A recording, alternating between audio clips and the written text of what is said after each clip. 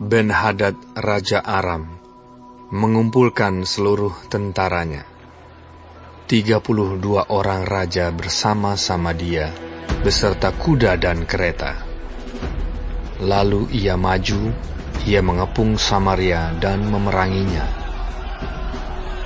Kemudian ia mengirim utusan ke kota itu, kepada Ahab, Raja Israel, dengan pesan. Beginilah pesan Ben-Hadad.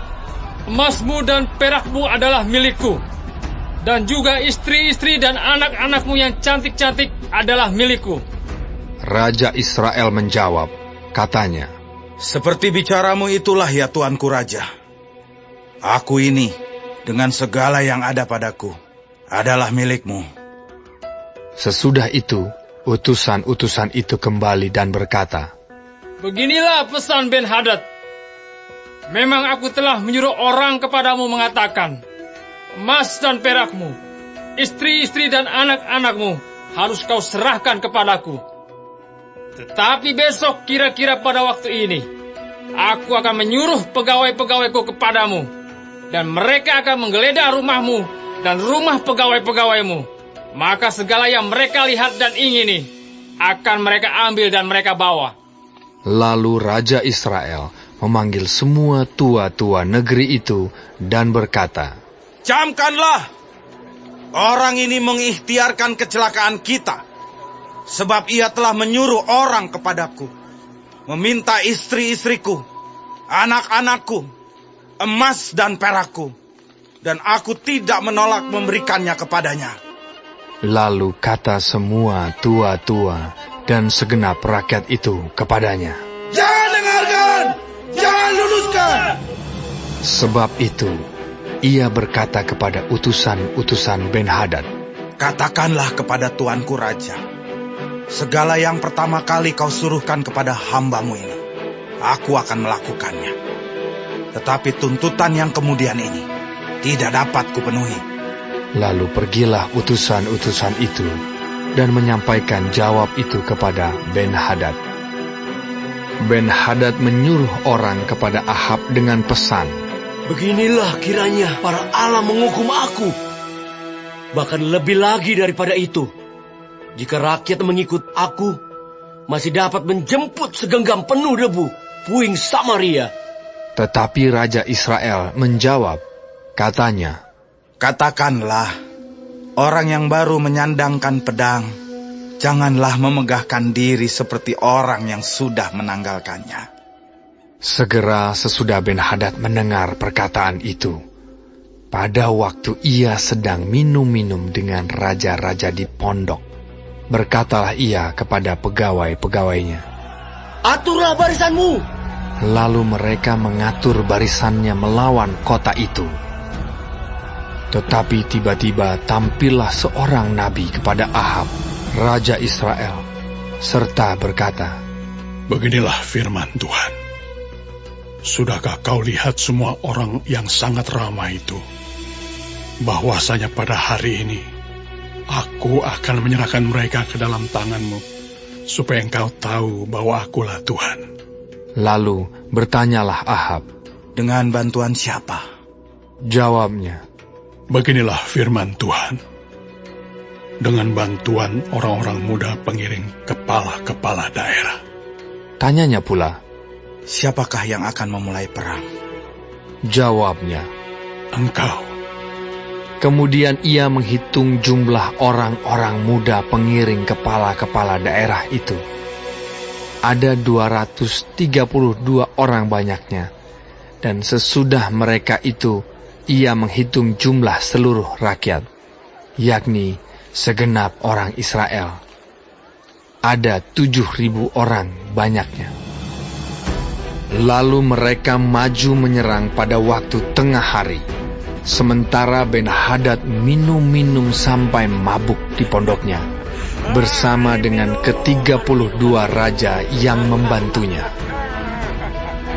Ketika orang-orang muda pengiring kepala-kepala daerah itu maju menyerang lebih dahulu, maka Ben-Hadad menyuruh orang menyelidikinya, dan mereka memberitahukan kepadanya demikian, ada orang-orang maju menyerang dari Samaria.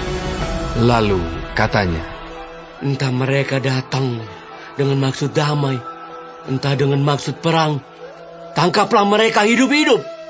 Sementara itu, keluarlah mereka itu dari dalam kota, yakni orang-orang muda, pengiring kepala-kepala daerah, dan juga tentara yang mengikuti mereka.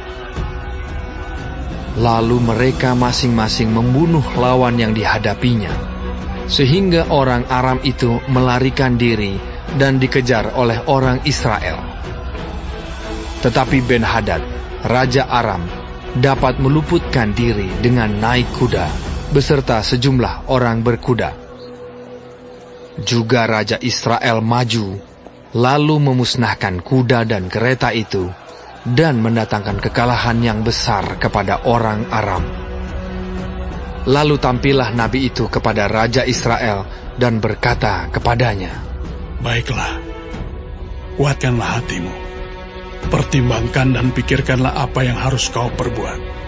Sebab pada pergantian tahun, Raja Aram akan maju menyerang kau. Pegawai-pegawai Raja Aram berkata kepadanya, Allah mereka ialah Allah gunung. Itulah sebabnya mereka lebih kuat daripada kita. Tetapi apabila kita berperang melawan mereka di tanah rata, pastilah kita lebih kuat daripada mereka. Bertindaklah begini.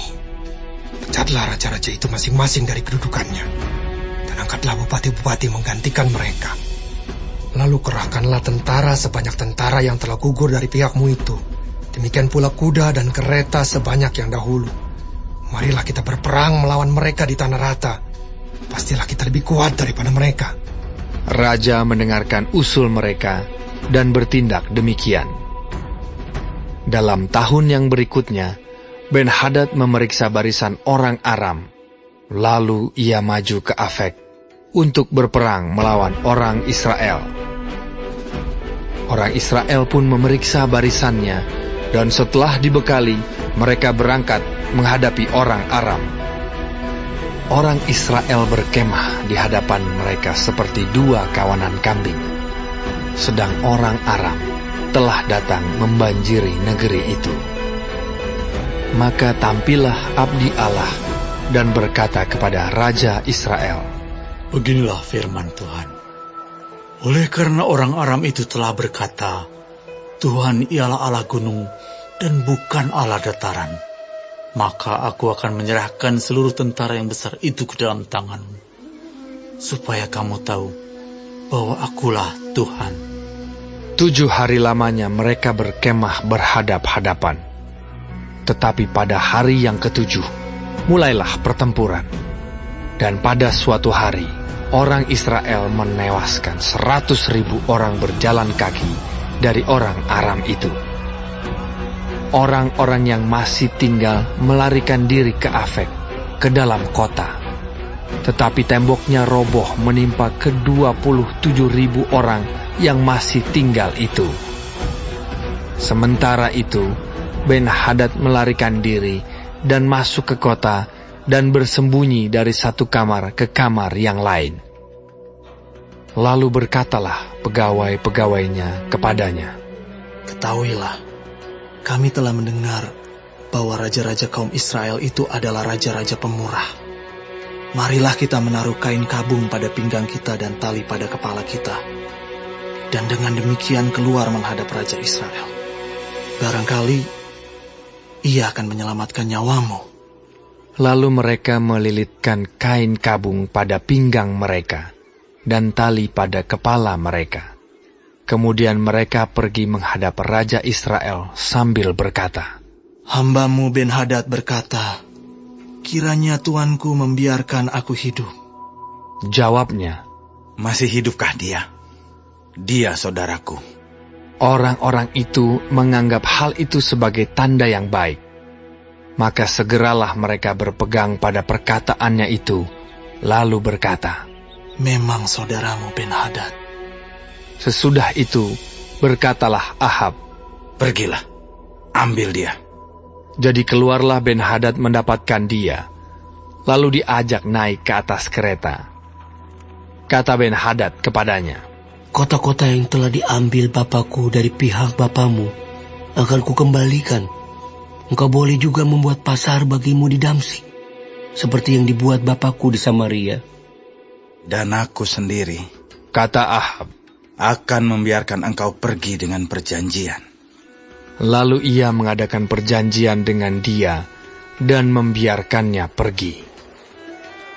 Seorang dari rombongan nabi berkata kepada temannya atas perintah Tuhan, Pukullah aku. tetapi orang itu menolak memukulnya.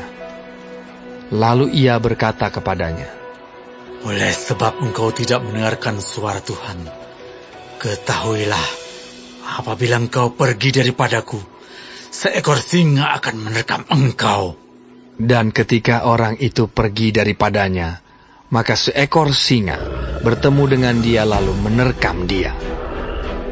Kemudian nabi itu bertemu dengan orang lain, lalu ia berkata, Pukullah aku. Orang itu memukul dan melukai dia. Sesudah itu, nabi itu pergi dan berdiri menantikan raja di jalan, sambil menyamar dengan membubuh kain pembalut pada matanya. Pada waktu raja lewat, ia mengadukan halnya kepada raja, katanya, Ketika hambamu ini maju ke tengah pertempuran, tiba-tiba ada seorang meninggalkan barisan dan membawa seorang kepadaku sambil berkata, Jagalah orang ini, jika ia hilang dengan cara bagaimanapun juga, maka nyawamu adalah ganti nyawanya, atau engkau harus membayar setalenta perak. Ketika hambamu ini repot sana-sini, orang itu menghilang. Kemudian Raja Israel itu berkata kepadanya, Begitu jugalah hukumanmu.